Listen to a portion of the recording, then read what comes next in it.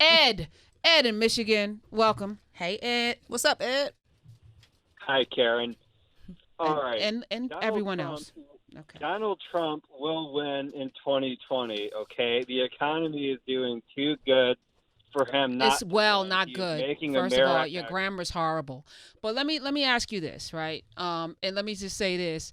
I'll split an infinitive anytime I want to because it's not my natural tongue. But listen, I was seeing the reports that came out.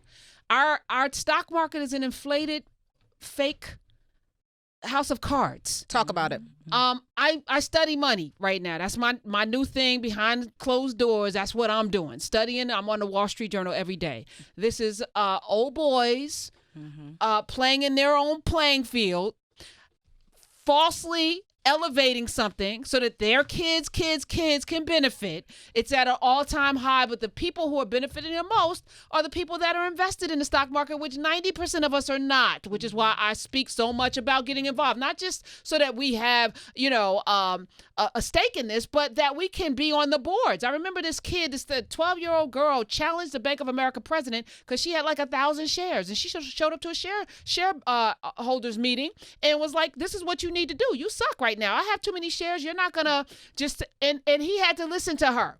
But if we're not in those rooms and we're just bitching behind closed doors, we're not gonna have any. It's just like political. We have to be in the room and we have to show up. But Ed, you're not wrong. You're not wrong. The economy is great, and that's what people say because you can't dispute it, but it's fake. And what goes up must come down. It's going to pop, just like it did in the 90s, like it did in the early 2000s. It's going to pop. What else do you want to say besides bad grammar? Go ahead, Ed.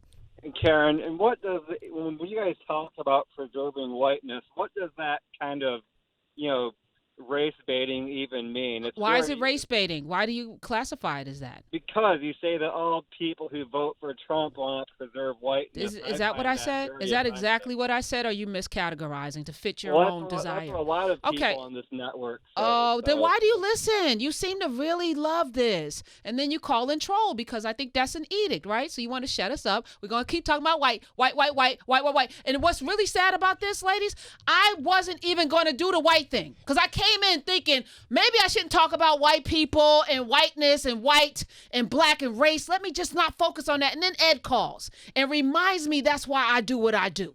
Because he's out there. No, he's still here, Smiz. I'm not finished with him. You want to call up and derail a conversation because what, Ed? What does it make you feel like a strong person to do that? You feel empowered to call up and you tune in. You must listen all day. So what else are you doing? Like, what are you doing with your life?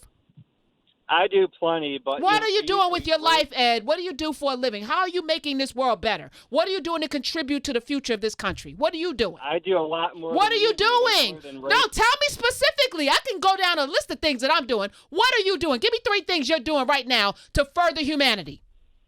I do plenty. What are you doing? Name one. You don't even have one thing because what you are is a troll. You're a troll, and you don't like us talking about race because it doesn't exist. It's a fake thing. So if we take away your race, you're nothing. And that's what you're afraid of. Boom. If we take away your whiteness, you're nothing. And then what do? Then you might have to work on yourself. You might have to read a book. You might have to actually have to be a person. You might actually have to work on your humanity. But if all you do is rest on your whiteness and then call up people and troll them who are challenging it, you're part of the problem.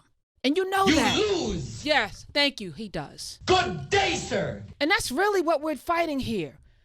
People not wanting to work to be better people. We're really fighting an ideology that will challenge people to actually have to roll up their sleeves and do something with their lives. They get to rely on whiteness, which we know the whole race concept is a social construct. So they get to rely on that. And when you begin to challenge it, then you challenge their mere existence, which is what Trump did so well. He actually gave them something to go for. Like, hey, they're trying to take away your whiteness. And then they show up. But we're racist for talking about it. There's no such thing. We're race baiting, whatever that is.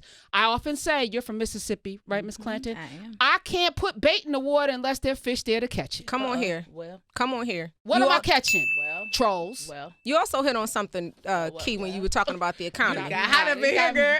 Got me hot. You see why I come up here to New York to kick it with Karen? This my kind right here. You and Karen, it took it to a whole nother level. Let me just be perched in my chair. Especially when she starts talking about the economic piece. Because I think that we focus on political power. Economic power is also critically important. If we really going to talk about liberation for black folk, for African folk worldwide, we must realize that economic power and political power have to go hand in hand. Absolutely. Then we could really start having real conversations about liberation. As long as we are only focused on one or the other, we're not going to see the kind of the gains that we need. But if we start talking about both and really making real moves to both, that's liberation. Absolutely. All that being said, he's right about Trump winning in 2020 if we don't get our Nah. shit together. Y'all better get your shit together.